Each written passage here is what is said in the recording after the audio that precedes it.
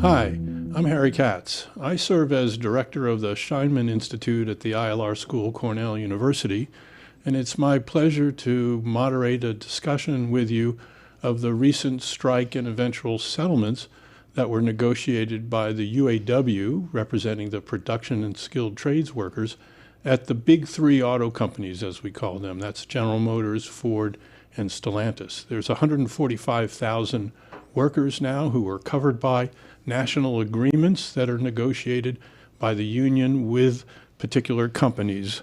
And as you probably read about in the press, the contracts that had been in force expired on September 15th, and then the union did something rather novel. It carried out a series of sporadic strikes at various plants.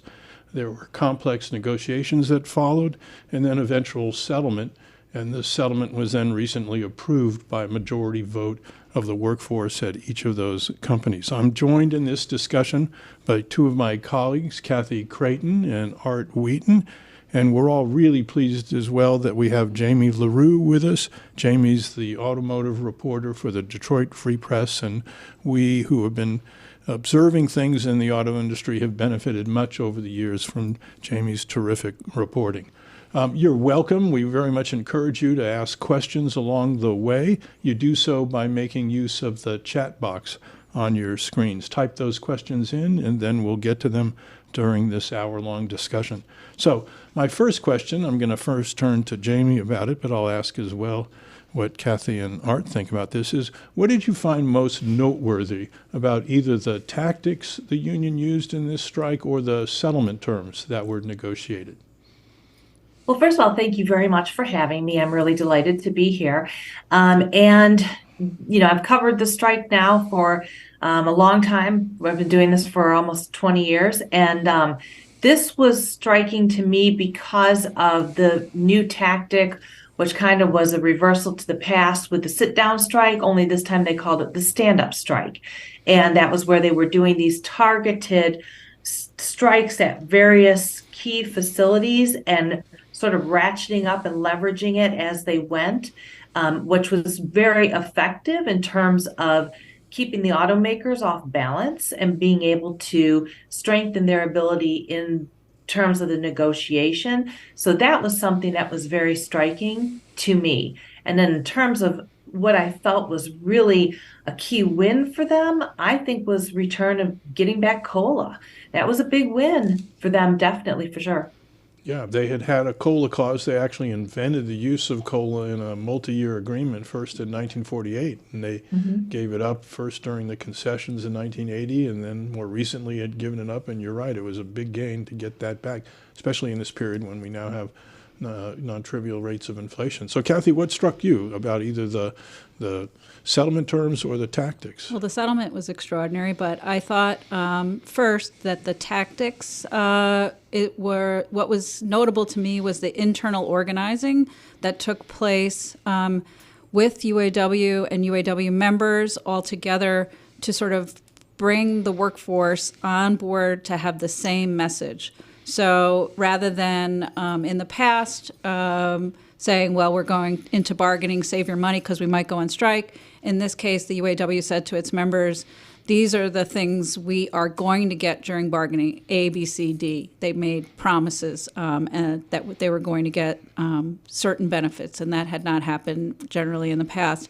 And then the messaging for the membership is that, the employer's profits were generated by our sacrifice, and we're going to change that. So this sort of internal organizing, the practice rallies, the bringing in politicians, the press, the public support, all really was quite different than something that we had seen with the UAW in the past. And then what about the settlement? Some of the terms? The fact that the two-tier system was really, basically eliminated, or it will be in short order eliminated, was extraordinary. What we have, what we've seen in the United States and ILR, we have lots of data on this, is that the American workforce is really a low-wage workforce at this point. We have 60% of the workforce doesn't make a living wage, and that included the UAW members who are on a two-tier system who could be better off working perhaps at fast food than they were making making cars for the American public. So those wages is really needed to be improved, and that was done in an extraordinary way in this contract. Yeah, just to remind everybody, the two-tier that you're mentioning came about in 2008 when General Motors and Chrysler were on the brink of bankruptcy. They were asking the government for subsidies, and the Obama administration, Newland administration, put pressure on them, arguing that the transplants were paying much less. And you're right, the differential was enormous. Workers then started at $15 an hour and then only gradually moved up a bit and came nowhere near the $32 an hour that the top-tier workers were making, and their benefits were substantially lower, the pension and health care coverage. Right. Yeah. Art, go ahead. For tactics, I think having the Facebook Live, so that having regular meetings where you could talk to everybody, get questions, and Sean Fain would spend a lot of time reading the individual questions as they popped up, and that became harder and harder as thousands and thousands more started to join. So having that openness was different for me. For what they won, I was impressed with getting the guarantees, or at least fewer barriers to getting the battery plants under the national agreement. Yeah. They got card check at two of the companies and something close to it at Ford. Yeah. And then the ability to strike over any individual plant shutdown. They could strike the entire company, I thought was pretty novel. Yeah. Unprecedented. Yeah. I've never seen a collective bargaining agreement. Gives them the right to strike over a local plant closing. Wow. Yeah, we'll see what happens if they're Right. able to Wow. use it. Yeah, the only other thing I would add to what you're all mentioning, it's a part of what you're talking about, is Sean Fain's tactics were rather different, not just the sporadic strikes and, as Jamie said, keeping the management really on its toes, unsure what he was going to do next. His language was really strident. You know, he talked not only about the companies making lots of profit, the executives making enormous bonuses and pay. He talked about the working class in the United States being disadvantaged, as you're saying, by recent trends. Him walking in, starting negotiations with Chrysler handed them, as they do, their first offer. He tore it up and threw it in the wastebasket, according to the press account. So his whole approach was just much more uncertain, hard to predict, as Jamie said, and also just much more strident and raising the issues to be much broader than just what we're going to settle for in this negotiation. Right. He was trying to make almost a class argument about what's going on. All right. Well, there's a lot of things happen, so let's Jamie go ahead. has a good question. Oh, go ahead, Jamie. I just wanted to jump on that for a second, Harry. You know, and bringing up the tactics, to your point, they were, on the verge of taking Arlington out, which was General Motors' huge, big SUV plant. I mean, that's where their big moneymaker is. And minutes before a Facebook Live, GM agreed to bring in the battery plant. That was the thing they were hung up on, right? Wasn't it? To the main contract. Yeah. So that goes back to the whole tactics and this whole keeping everybody off guard and knowing that they're taking these plants down one by one. And I think the same thing was Stellantis, which makes Jeep, Chrysler, Dodge, those vehicles. They were about to take down some more plants there, and they didn't that week because Stellantis came to the table like 5 minutes before a noon Facebook Live and improved their offer. And so they took it off the table. So it really was an effective negotiating tool. I heard from the members and from UAW officers that everyone who worked from the line to the CEO was watching Facebook Live to see what was going to happen, and the membership. They didn't know till those Friday news conferences. They didn't know, right? and everybody was enthralled. Like, what's he going to do? So that gave the membership a real feeling of power. That we can do this, and that they wanted to be the one to go on strike. Like, pick us, like it was like winning the lottery. So that kind of excitement. And let's not forget his "Eat the Rich" T-shirt there. And he was sending messages that came right after Jim Farley, the CEO of Ford, and Mary Barra, the CEO of GM, had openly criticized his tactics. Earlier that week, he got on Facebook Live wearing an "Eat the Rich" T-shirt and railed on about their compensation. Now, they won a lot in the negotiations, even some issues we didn't even get to, converting a number of the temporary workers, and their numbers had grown enormously into more permanent status. But they didn't get everything they wanted. And I was going to remind the audience, one key thing they wanted was to raise the benefits that the lower tier workers receive up to the benefit levels that the top tier, the more senior workers get. They wanted a defined benefit pension plan. They didn't get that. They still have a defined contribution. Now, they did get a sizable increase in the contribution to that defined contribution pension, but they didn't get 10%. equality. Yeah, up to 10%, which is quite a nice number. They didn't get everything. And then, of course, in the initial negotiations, I was also struck by, and the press made a big deal out of this one, that Shawn Fain was asking for a reduction in work hours from 40 to 30 without a reduction in pay. Now, I don't know if that was just a throwaway demand, and he knew he was going to not win that. There's no auto workers in the world, as I understand, have gotten that kind of increase. Or maybe he's going to come back to it. Sometimes historically the UAW kind of raises a demand. They don't win it in one round. They come back to it. So maybe he's going to come back to it and try and more incrementally get. German workers, for example, got a reduction from 40 to 38. Maybe he's going to go down that road. And there's some other things he didn't win, but he won a lot of what he had set out for. The retiree health care. That's the other one. That's a good one. Yeah. Explain a little bit more about that. Yeah. The workers that were hired before 2007, they would keep their retirement. They would keep the same health insurance plan, and then some of their time would be used to pay off that plan. The newer hires don't get that benefit, so they're very different in terms of what the health insurance benefits are for those that were retired. Once they reach retirement, right. And it was a huge cost when they switched it to the Voluntary Employee Benefit Association, or VEBA. That's what they did just before their bankruptcies. Right. Now, just to continue on in terms of worker reaction, one of the interesting developments was, and the press was covering this very carefully, was the votes were coming in from the different plants, because the workers, by constitution of the UAW, have to vote by majority vote across the company before a contract's approved. And it looked like the contracts were getting approved a significant margin at Ford and Chrysler. But for a while, it looked like they may get turned down at General Motors. And yet, we've been talking about it, they won a lot of things in this settlement. Why do you think there was some dissension and not overwhelming approval of the contracts being negotiated, especially at GM, but even at Chrysler and Ford? I've seen other votes that are 95% approval. They didn't get that high at Ford or Chrysler, and they were pretty close at General Motors. Art, what do you think led to that dissension? Why didn't they get a stronger vote of approval? The biggest factors to me, one was they made Mary Barra kind of a scapegoat throughout the negotiation process, and they had a strike 4 years ago that lasted 40 days at GM. So there was some of that residual anger at General Motors specifically. But the biggest is that the newer hires could get increases of up to 165%, and the legacy workers that were there would only get 25% over the 4.5 years. So that difference in, why didn't I get that big bingo win for the legacy workers, whereas the newer hires, to bring them up, to elevate them to closer to equality, received much larger benefits. Jamie, is that what you heard in Detroit? Like, why is it that the contract vote wasn't even more supportive?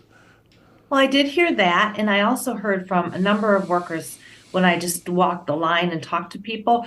Pension was a really big deal. Even the younger workers, they really wanted that pension. And when I said, that's probably going to be something you won't get because that's what sent GM into bankruptcy.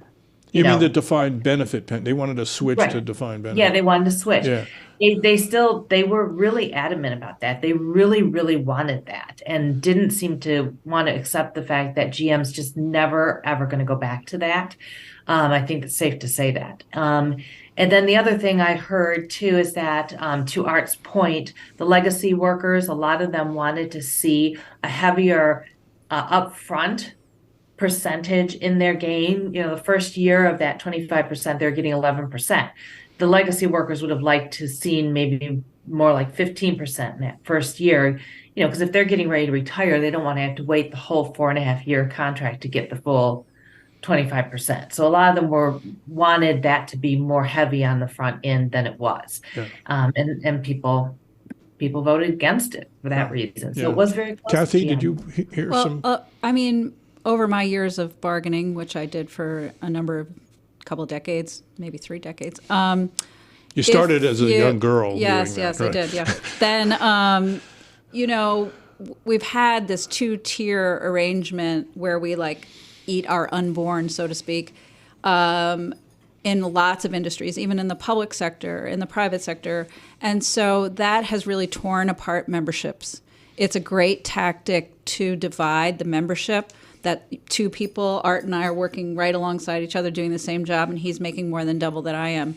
So it's hard for, what I found when we tried to eliminate the 2-tier system is that it does require a sacrifice on Art's part, who's been making way more money than me, to allow me to come up to make what he makes. So that's a bitter pill for people to swallow, more senior workers, and they've been waiting to retire, and they hadn't had an increase in their pension since 2008. So they were hoping to get a bigger increase in the pension. So it's these kinds of things that are difficult to take, but it still did pass. Yeah. I think you need to make it clear that in reality, I do not make as much as you since you are my boss. So let's make sure we get it clear for the viewers. All right. So we're going to talk about wage transparency. Yeah. So I also just want to add, this question about why weren't the contracts more overwhelmingly approved. I don't have any direct evidence on this point, but I just sort of wonder whether it's lingering effects of the dissension that exists within the UAW and had existed for a number of years, a lack of cohesiveness, a lack of solidarity. As we all know, there were some rather extreme scandals. 2 presidents were put in jail for financial malfeasance. The workers then voted under a consent agreement with the Department of Labor for the first time directly electing their leadership. And as the press reported, Shawn Fain initially was in a runoff with the previous Ruther coalition candidate who had been the acting president, Ray Curry. Then there was a runoff election. But again, in those elections, I was struck by the fact that in the first vote, only 12% of the eligible members within the UAW voted. Then when they had the runoff between Ray Curry and Shawn Fain, 14% voted. And that's always made me wonder, what's the connection within the union? And maybe it also manifested itself with some of the dissension. Now, at the same time, I will say, and you all observed it, Jamie reported, you didn't have workers crossing the picket line. It's solidarity held in that way within the UAW. So, yeah, we can sort of debate and discuss, why is it that didn't they get a more overwhelming approval vote? Nonetheless, solidarity held. The workers stayed out for 5 weeks. They were ready to stay out longer. And in that sense, there still is a lot of cohesiveness within this union. We don't want to go too far in worrying about sort of the lack of even more overwhelming vote. Okay, let's continue. Let me just make Go one ahead. point there. Yeah. When you're bargaining, you aim high, and to aim high, you have to have your, bargaining is only strong as the membership is. So if you go out and you promise that we're going to get these benefits for you, and then you don't deliver, then employees are going to be somewhat maybe more upset and not vote. However, for a long-term solution, a union doesn't want a 90% vote, because when they go back to the table, they want the employer to be afraid that the vote's going to get voted down. So, like, if I'm a union, I say, if you think I'm crazy, you ought to see what those people are. Look who's behind me. Yeah. I have all these people behind me who are willing to strike, and they're willing to strike for a long time. Yeah. So I think in the long term, it will benefit the UAW to not have like a 90% That's a good point. gratification vote. So a question has come in that relates to what we've been talking about, even though I think you've covered it in part. Let me ask it. It's a question asked by Josh. And Kathy had mentioned that UAW, this is before you last spoke, Kathy had mentioned that the UAW leadership had laid out what they were going to get in advance. It felt like they might not have an exit strategy in case they didn't get what they wanted. It almost feels like they won despite their tactics, not because of them. Jamie, did you have a sense that they may have overpromised and elevated expectations to be too high for their own good? I do think there was some of that, because I know that a lot of people, the younger workers especially, heard Shawn Fain promise 40% raise. And so when they got 25%, which is unheard of, you're let down almost. You feel like it wasn't a win. Whereas the older workers who've been through talks before, they understand that you ask for more, and then you negotiate and you get what you get as a win. So I do think there was some of that perhaps over promising and people seeing it as under delivering and not recognize the fact that, hey, this is still a major win. This is a huge contract. Right. So here's another question, just sort of shifts ground a little bit, and all. I think you'll get a kick out of it. Albert asks, how do the automotive and other industry executives, quote, justify giving management members only quite high salary increases, stock options, and company financial performance bonuses while not being willing to give employees the same level of compensation? So, Jamie, you've covered the industry. How do the executives answer that criticism? Because it's surfacing, even for those that may not, fully support everything Sean Fain was saying or asking for. How does Mary Barra justify, or the Ford family, how do they justify the high compensation the executives are receiving? Well, Mary Barra was asked that question at one point during the talks. I think she was on Good Morning America or something like that.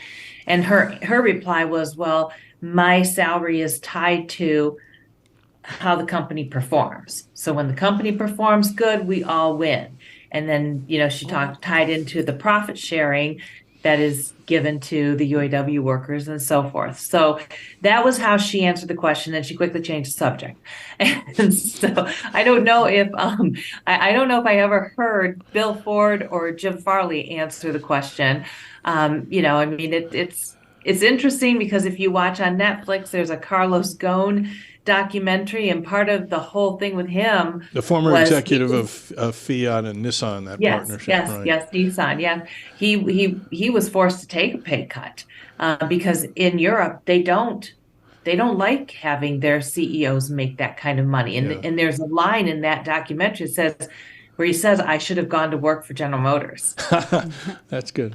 So here's another question. I don't think there could be any moral justification to make $29 million a year. I really don't see that in the world of, if there is a world of right and wrong, that is wrong.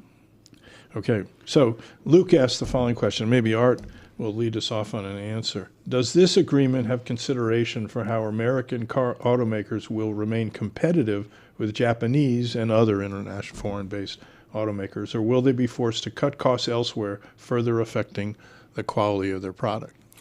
Well, I think they're going to continue to try to cut wherever they can. That's been happening for the last 100 years, trying to find ways to cut and save costs. But what they've been able to do with the strength of the contract is force Toyota, Honda, and some of the Hyundai, of the other car companies to increase by double digit the pay that they're getting. So they're winning. That's the pay they're giving to the workers in their U.S. transplants, the assembly plants. Correct. Correct. Yeah.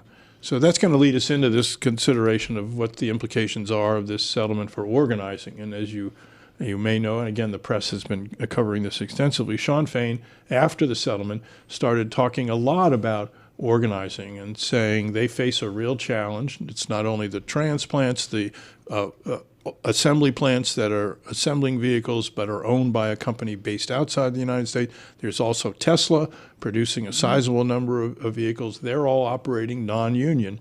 And then also, just to keep this in mind, we have the imports coming in. They're not represented by the UAW. And then we have the independent suppliers, companies making parts that are being used in the vehicles. They're an increasing share of the value of the vehicle, and many of them are operating non-union. He particularly has been talking about going out and organizing Tesla and the transplants. So, Jamie, what kind of problems or issues or challenges, let's put it that way, what are the challenges Sean Fain and the UAW are going to face as they try to organize the not only the foreign-owned transplants, but Tesla itself that operates in Fremont, California, assembling all those electric vehicles? Yeah. Well, I think they are going to face a challenge because, as Art noted, already 3 have given raises that are significant without having to have a union.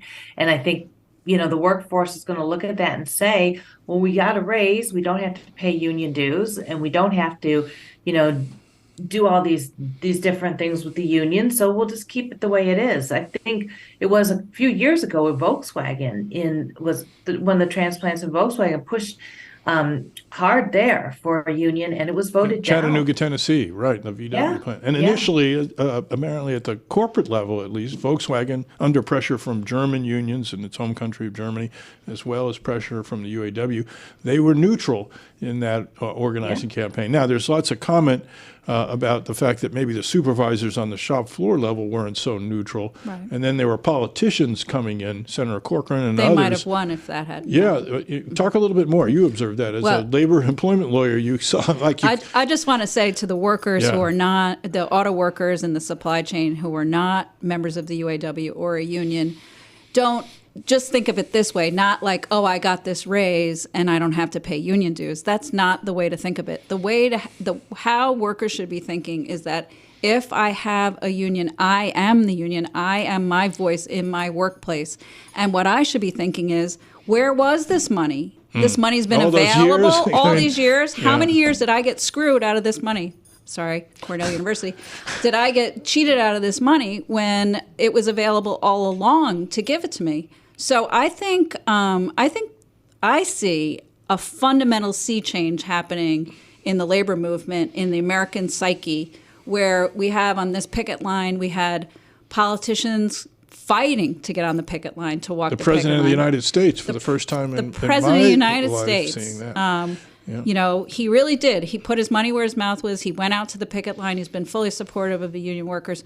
So I think like that change from the top and the change from the bottom. We here at Cornell University, we see students. We see a change in how our students view labor unions. They do not see corrupt, cigar-smoking bosses. They see the union as them. Mm-hmm. It's their power, and they're going to move it. So I think like Elon Musk, they're coming for you, man. I do. I think we're seeing a huge change, and I hope the American workforce isn't going to sit around and take it on the chin, and they're going to do something. But they're going to face difficulties, right? Well, you could ask the former NLRB attorney about some of the barriers in our labor law that's going to create a problem. But I think the unpredictable tactics that Shawn Fain used and the strong rhetoric about making it we're going to negotiate with the Big Six is also helping to push those companies to give the raises. Mm-hmm. So I don't know if he was saying more fearful of him. They are than way they more were fearful of not leaders. only him, but all of the union members and all of the different unions saying, you know what, we better do something so we don't become unionized, and they will give those big increases. But I think the focus on the working class was a huge thing that will help in organizing, and not just from the UAW. I think you saw many big gains at SAG-AFTRA. You saw big gains for the Writers Guild. You saw huge gains for the Teamsters and at their UPS, UPS, and a lot of the airlines. They got like 40% raises for some of the pilots in some of these other industries. So it's not just a UAW or Shawn Fain phenomenon. There is a stronger labor movement and push to help the working class to lift them up.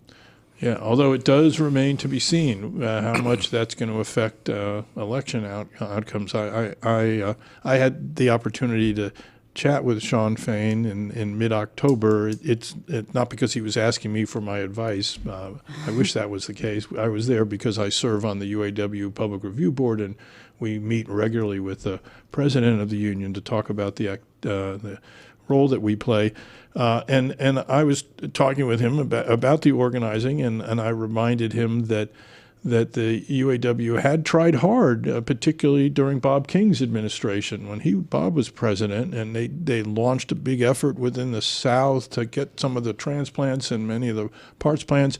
They had some success, particularly in some of the independent parts plants, but as Jamie said, they didn't win that election and the subsequent elections in the Volkswagen Chattanooga, Tennessee plant. There have been efforts underway within Alabama trying to organize the Mercedes plants. There have been some early campaigns run that didn't lead to votes in Honda, at Marysville, Ohio, and others. It's a very tough landscape for lots of reasons, the law, management resistance, and all. So Yeah. Well, the laws. It may change, The but law, I mean, we have a law in place that would change and allow for much more organizing called the PRO Act, protecting a the right to proposal of a law, organize. yeah, of an Yes, act, yes, yeah. but that is not going to pass in this Congress. I think like maybe the actions of Bob King and his predecessors are setting the table for a more aggressive unionization of the American workforce.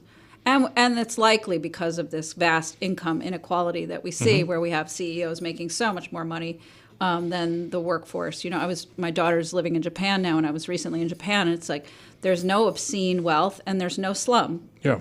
So, Yeah. I mean, I would like to live in a world where there's no slums and I don't see rural poverty all around us like we have here in upstate New York or in the city of Buffalo where I live, where we have terrible poverty. And if we paid all of our workers a decent wage, there's plenty of money to go around. Doesn't need to happen. Yeah, yeah. I mean, just to add, consistent with what you're saying is, and again, the press has well reported this, when you look at the public approval ratings, the Gallup poll and other polls that have been regularly done over the years, there's much stronger support for unionism, collective bargaining than we've seen in the last 20 years. And, you know, you also have all the publicity. Actually, maybe even 58 50 years. Yeah, That's 50 how many years I've been alive. Yeah, and then we've had organizing at Starbucks, and then the the warehouse in Staten Island of Amazon, and other campaigns that have succeeded. Now they face great difficulty in getting a first contract. That's a whole other matter. We could do a separate program about that. But it certainly signals that it's not just we all that think there might be more momentum. There's a somewhat different public approval. You must see that when you cover labor issues, Jamie. Yeah, yes, definitely. There's definitely that feeling of inequality and wanting to close that gap between the lower pay. I mean, it gets back to the two-tier as well. And going back to 2019, one of the biggest issues during that strike was temporary workers, and the fact that you'd have a permanent worker working next to somebody who's worked just as long as they have but hasn't been able to be made permanent. So they're getting temporary pay and they're doing the exact same job. They're not getting profit sharing and things like that. And the union people used to sometimes take their profit sharing and put it all in a pot and give some of it to the temporary workers. Wow, that's all. They shouldn't. Yeah, and they shouldn't have had to do that because there's plenty of profit, to go around and give some to the temporary workers as well. So yes. Now we got another interesting question. I guess it's a follow-up to sort of me mentioning the vote, the direct vote, and then only, involved initially 12% of the eligible workforce. And this person asks about whether there was a dissension or division within the UAW that was perceptible and had an effect on the course of events between Fain and those that were loyal to the previous leadership, the so-called administrative caucus, sometimes referred to as the Reuther caucus. Again, keep in mind that led the union from 1948 until this direct election of Shawn Fain a year ago. And Jamie, did you see any sense of that there's tension there still? There was a small group of people who were dissenting against. They didn't like Shawn Fain. They didn't like his tactics. And they felt that he was a showman. And they were vocal on social media. And, they did not like him. I can't characterize how big of a group that was. I never reported it for that reason. Is this just 3 or 4 rogue people, or is this a movement? It never escalated that we could tell into a significant movement. So we didn't do a story on it or report it. There was just as many people that were loyal to him, though. You walked the line, and one woman said to me, if we get a deal, no matter what it is, if Shawn Fain endorses it, I will vote for it. Yeah. So you had just as many on that side. Yeah. I will say that I, during my service on the Public Review Board, interacted with Chuck Browning, and Browning was one of those. This person's also asking how many of the people from the Reuther coalition were elected in the current leadership. Chuck Browning was one of those individuals that now is the VP of the UAW for the Ford department, And I thought it was noteworthy that Sean Fain gave Chuck an important role. I watched news conferences in which it was Sean Fain and Chuck Browning, and then the settlement came first at Ford with the UAW. So there's an example of someone that was a part of the previous administration continuing to serve and yet was quite loyal, and Sean Fain involved him very much, didn't sort of purge him from his role. One other comment, and then I'll open it up too.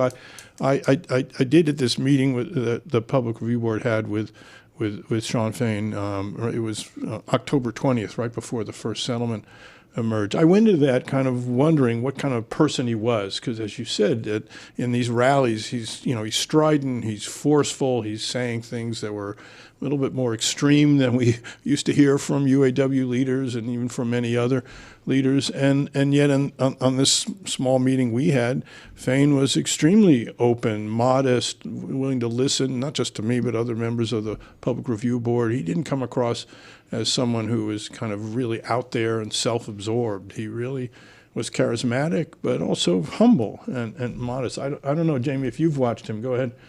Well, that you just raised a question that I had for you all, which is what you just said. You knew him personally, and you found him to be humble and modest and open and kind of quiet and genteel. But the rest of the world, keep in mind, saw him on Facebook being militant, throwing out curse words, in your face kind of tactic that he used. So do you feel that he did the union good in that way? If people are seeing him as only that side of him, how is it that helping the union in the long run to have right? be so strident? What kind of perception is that going to give the rest of the public? I mean, of my union in him? Go ahead. This is my personal opinion. My personal opinion is that yes, it is a good thing. I think the labor movement needs to be much more aggressive. Concession bargaining has happened over the last 30 years, and people are sick of it. And why even have a union if you're just going to concede? And I think a strong, strident, aggressive leader is right for the time. In a lot of ways, this was a perfect storm. We have a really tight labor market, so workers have more power than they ever have. The public support, the gross income inequality in America have led to this time where he could be really effective. And I think this aggressive stance is not harmful to the American workforce. I would add that I don't think he hurt the image of the UAW. I think it was very beneficial and potential helpful for them when they do the union organizing. But when you watch the Facebook Lives, you have to balance some of that rhetoric and some of the, if you want to take a more militant approach, with data. Here's the numbers. Yeah. Here's what they make. Here are the facts. I thought it was a very rational, laid out argument during the Facebook Lives. It wasn't all emotional. Mm-hmm. He had that. And he not only used a couple curse words, he also quoted the Bible in several of them as well. So you do get a mixed bag, and you got to remember a union are people. So we have all of the same blessings and all of the same curses, that we're just people. And I think he did a very good job in terms of getting it ratified to get the deal. Jamie. Well, I just want to play devil's advocate here because that's what I'm good at. Is when you look at Unifor, right? The union that represents the Canadian workforce, they used a completely different tactic. They did follow pattern bargaining. And Lana Payne, who's their president, was very not militant at all. She didn't do any of those things, and they got the deal done too. So why do you think it was different, for Canada versus the U.S. in terms of the unions there and the tactics they use? Yeah, I honestly think a piece of it is just that Sean Fain was recently elected as the alternative to the established leadership of the UAW, right? And he campaigned hard, and he was strident, saying, we're not going to concede like we did in the past. We're going to be tough, and he used harsh language towards management. And I think some of it is he's carried over some of that. He's like, I'm still running. he is the president, but he's still campaigning, and he's choosing that as a strategy. Now, he may alter his strategy as things settle down, but I still think he's sort of in campaign mode and all. The other thing I would say, as someone who's sort of studied and written about the history of the UAW, when you look at what was being negotiated, in many ways, the union won significant monetary benefits, but the structure of what they won was very much a return to what they had negotiated from 1948 into the early 1980s. Jamie said, cost of living adjustment escalator. That used to be a standard procedure, a standard part of multi-year collective bargaining agreements. So they wanted a return to that. The wage increase, fundamentally, it involved two different components. One was a return to 3% a year base pay increases, then the COLA increases. That's also what they brought to American collective bargaining in 1948. Now, they also wanted catch-up because they felt they had been disadvantaged by prior concessions. They didn't have a COLA clause during the recent inflation. So in some ways, they're returning to the basic terms that they had negotiated over the post-World War II period. Shawn Fain doesn't always like to say that. He likes to say, I'm really different, I'm militant, I'm tough, I'm getting you something completely different from before. But I actually saw a lot of similarity. In the end, they also followed pattern bargaining, right? Something, then they started in the post-World War II period. They stuck with pattern bargaining. Yeah, as you've all been mentioning, their strike tactic was a little bit different, having sporadic strikes. They used to, for those that don't know, they used to pick a target company, strike that company of the big three, and the other two companies would continue. That would allow replenishing of their strike fund. So that tactic was somewhat different. It's not unheard of. There's healthcare unions that have done that in the U.S., sporadic strikes. Public sector employees, sometimes teachers do that. Hotel workers are doing that in L.A. now, Local 6. It's not that unusual. So again, yeah, his rhetoric seemed that he was really almost revolutionary, but in the end, they were basically asking for the structure of wages and benefits that they had won before. They wanted to return to that. Those were things that were taken away by management. Right? You know what, Harry? It gets back to this idea. What I think of is that the American public is not that radical. Right. And so this is a return, if you would say. He did it more quickly than had been done before, but it's a return to decent wages and benefits that let you live a middle-class life where you're not and eliminate afraid. A lower tier. Yes. Let's go to common, solidarity. Yeah, no, I would agree with that. Art, go ahead. The question was about Canada as well. Yeah. And I think there's some differences. You got to remember that Lana's also new. Mm-hmm. So she's also a newly elected president. They also had some drama for previous administrations in Canada as well. But the biggest factor is Ford had a very low ratification vote as well. They only passed for the Unifor.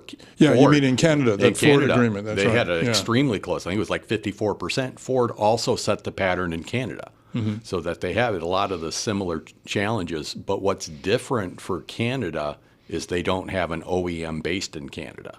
Right. So that's an integrated company that they had to get all of the support of the Canadian government saying don't chase the autos away because there's no longer the like the NAFTA agreement. There was previously a Canadian agreement that says if you sell cars here, you have to build cars here, and that expired. Mm-hmm. So that they're worried about losing that production to the U.S. and Mexico and elsewhere. Yeah, they're worried about losing our investment from that. So someone asked us to sort of think about this with our management hats on, right?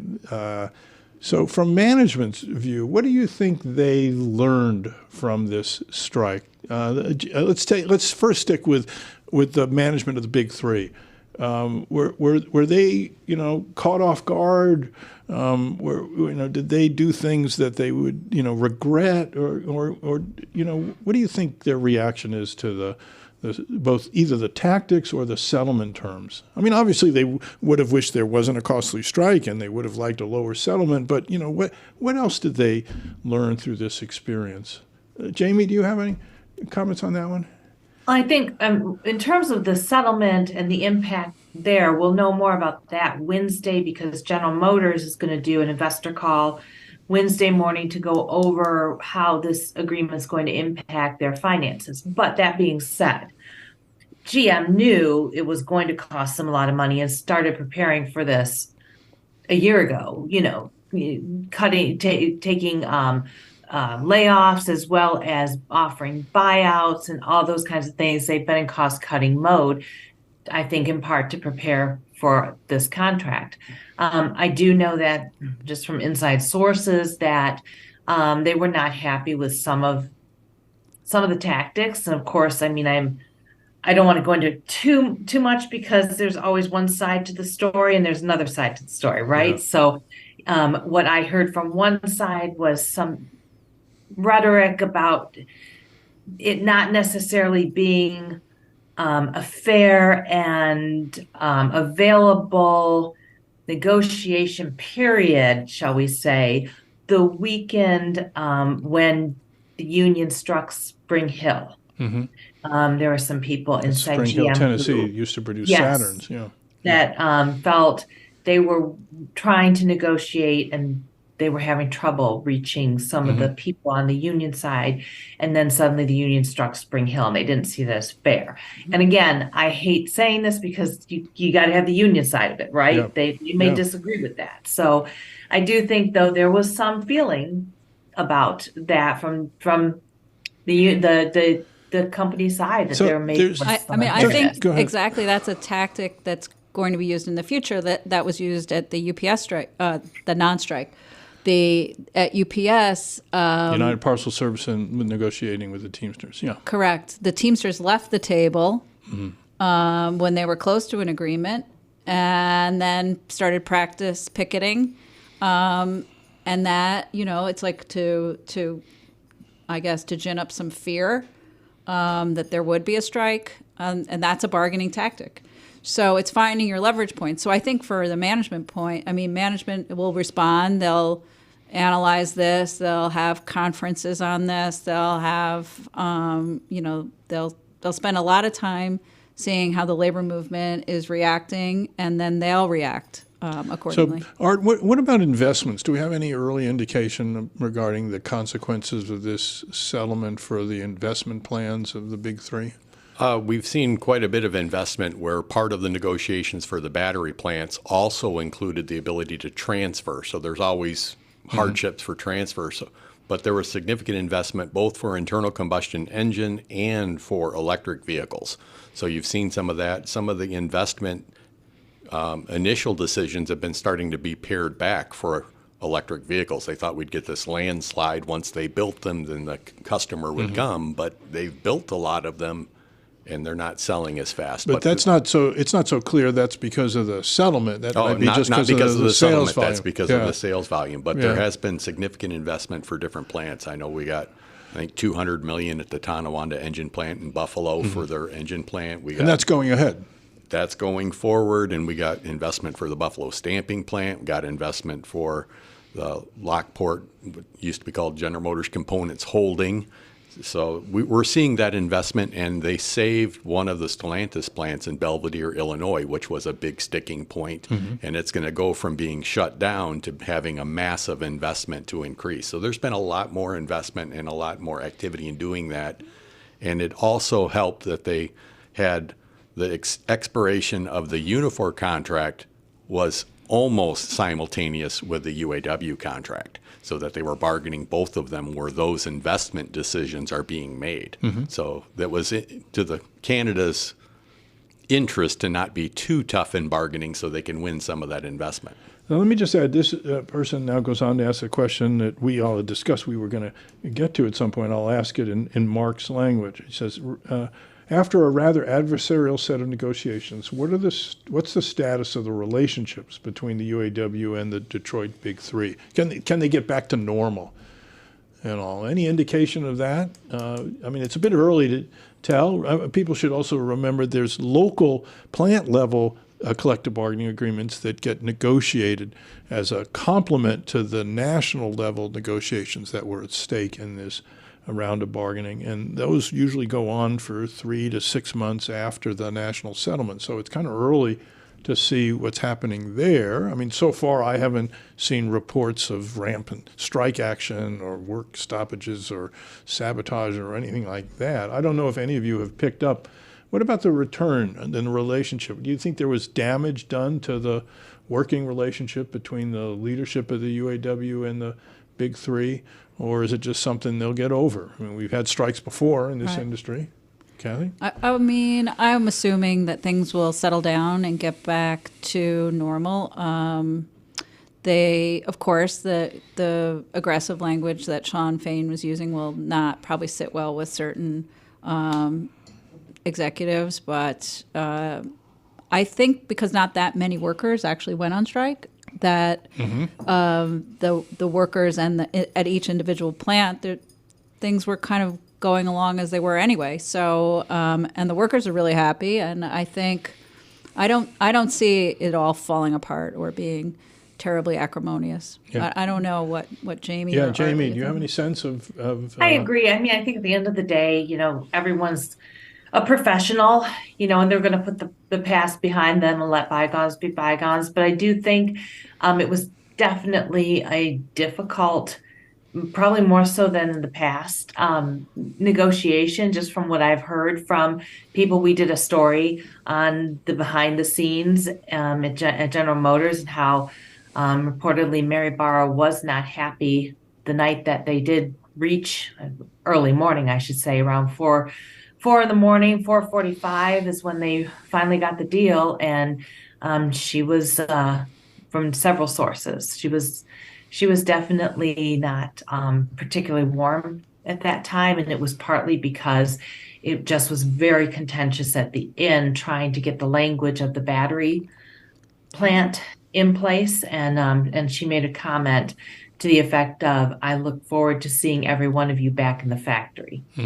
And that could be taken however you want to take it. Somebody asked about EVs, and so you've already mentioned, I mean, one of the ways the union has tried to address the consequences of the shift to electric battery-powered vehicles is through this language that, as Art mentioned, provides card check recognition and things like that in the Ford agreement that will make it especially easy for the union to organize. One would expect the UAW will succeed at gaining card check recognition, and what goes along with that is the companies seem to have agreed that if there's a successful card check recognition, the workers will fall under the national agreements, and so they'll get coverage, right? But how else is the shift to EVs going to affect employment and labor relations in this industry? What's been going on there? You've mentioned there's something of a slowdown from where the trajectory they were on, but overall, again, there seem to be two sides to this story. Some people argue there's going to be devastating employment consequences. You're not going to need nearly as many workers